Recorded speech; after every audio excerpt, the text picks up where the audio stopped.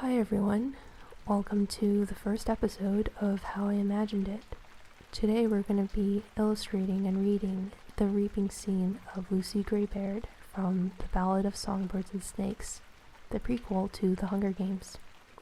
So, without further ado, here we go.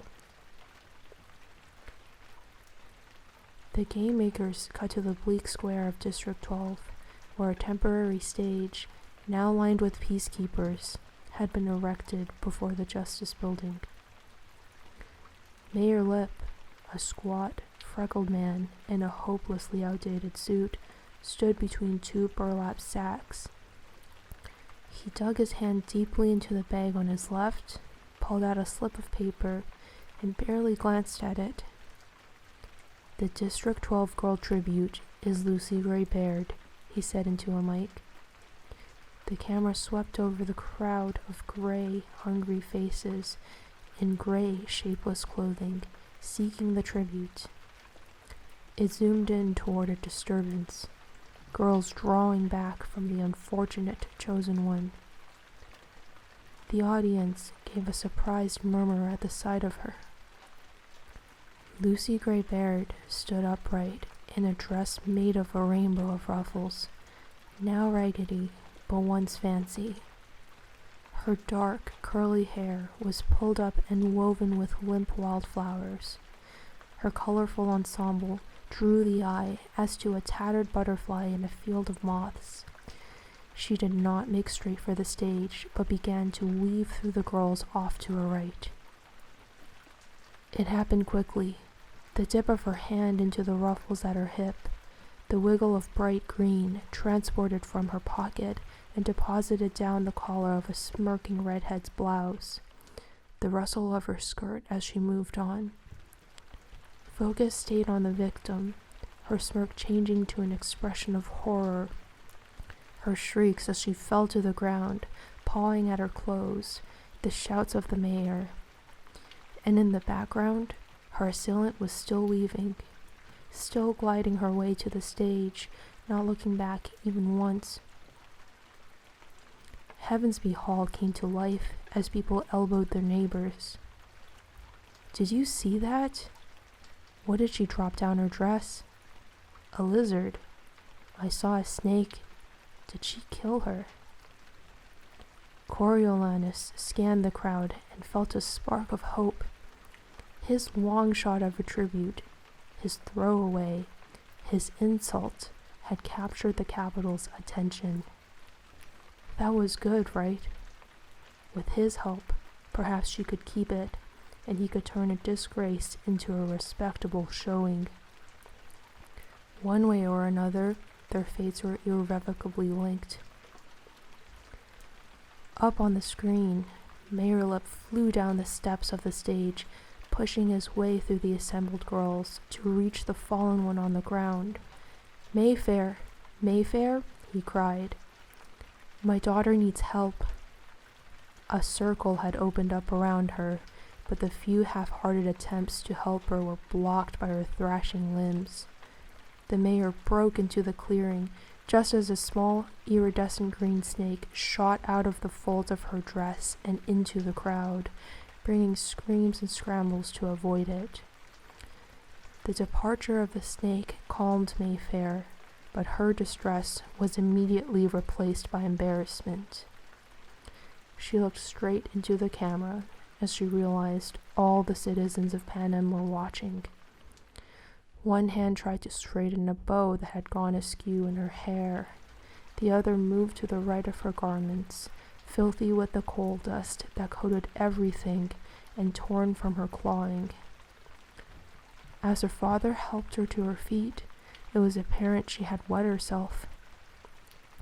He removed his jacket to wrap around her and handed her over to a peacekeeper to lead away.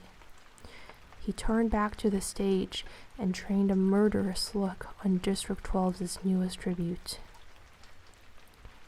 As Coriolanus watched Lucy Gray Baird take the stage, he felt a stab of uneasiness. Could she be mentally unstable? There was something vaguely familiar but disturbing about her. The rose of raspberry pink, royal blue and daffodil yellow ruffles. "She's like a circus performer," one of the girls remarked. The other mentors made sounds of agreement. That was it. Coriolanus reached back into his memory to the circuses of his early childhood. Jugglers and acrobats, clowns and dancing girls in puffy dresses, twirling around while his brain grew giddy with spun sugar. His tributes choosing such festive attire for the darkest event of the year showed a strangeness beyond a simple lapse of judgment. The allotted time for District 12's reaping had no doubt come and gone, but they still lacked a male tribute. Even so, when Mayor Lip retook the stage, he ignored the bags of names, made a beeline for the girl tribute, and struck her in the face so powerfully that she was knocked to her knees. He had raised his hand to hit her again when a couple of the peacekeepers intervened, grabbing his arms and attempting to redirect him to the business at hand. When he resisted, they hauled him back into the Justice Building, bringing the whole proceeding to a standstill.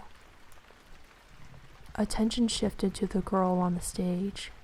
As the camera zoomed in on her, Coriolanus was not reassured about Lucy Gray Baird's sanity. Where she'd gotten the makeup, he had no idea, for it was only just becoming accessible again in the capital. But her eyes were shadowed blue and lined with black, her cheeks rouged, and her lips stained a somewhat greasy red. Here in the capital, it would have been bold. In District 12, it felt immoderate. She was impossible to look away from as she sat there, running her hand over her skirt, compulsively smoothing the ruffles. Only when they were neatly arranged did she raise her hand to touch the mark on her cheek. Her lower lip trembled slightly, and her eyes shone with tears that threatened to spill over.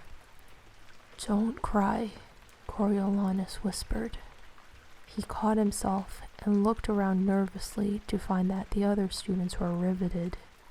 Their faces showed concern. She had won their sympathy, despite her oddness.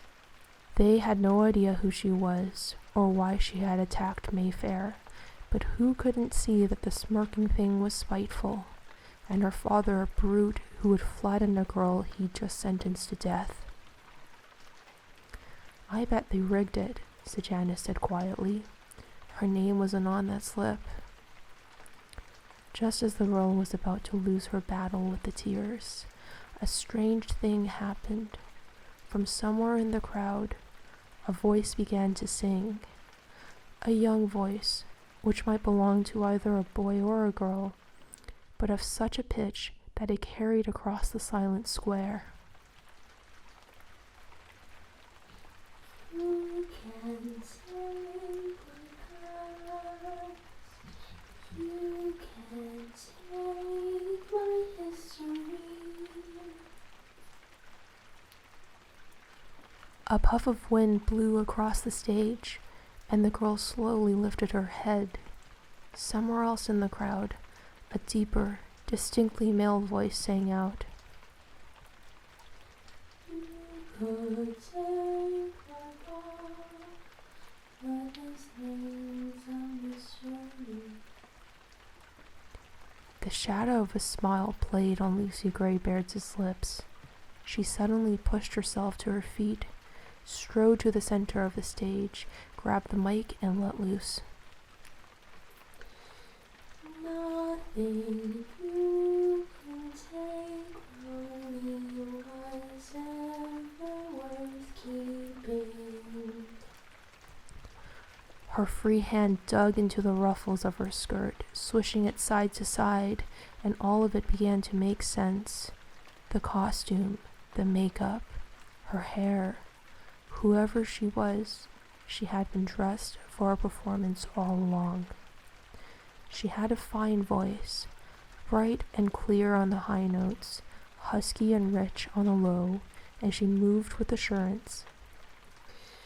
"You can take my charm, you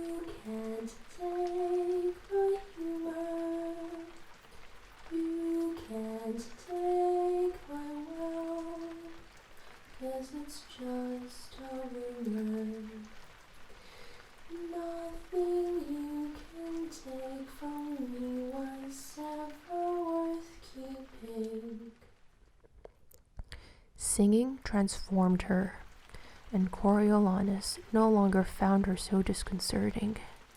There was something exciting, even attractive about her.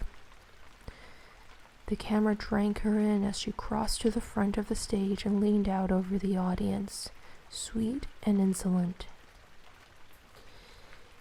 Thinking you're so fine, thinking you can have mine, thinking you're in control, thinking you can change me, maybe rearrange me, think again if that's your goal, 'cause... And then she was off, sashaying around the stage, right past the peacekeepers, some of whom were having trouble suppressing smiles. None of them moved to stop her. You can take my sex, you can take my talking, you can kiss my ass, and then keep on walking. Nothing you can take from me was ever worth keeping. The doors to the Justice Building banged open, and the peacekeepers who had taken the mayor off burst back onto the stage. The girl was facing front, but you could see her register their arrival. She headed to the far end of the stage for a big finish. No, sir, nothing you can take from me is worth dirt. Take it as I give it free, it won't hurt. Nothing you can take from me was ever worth keeping. She managed to blow a kiss before they were on her. My friends call me Lucy Gray. I hope you will too, she called out. One of the peacekeepers wrestled the mic from her hand as another picked her up and carried her back to the middle of the stage. She waved as if to raucous applause, not dead silence. Well, that's it for this episode then, guys. I hope you enjoyed that, and if you have any suggestions for future How I Imagined It, then please feel free to leave a comment below. Thank you.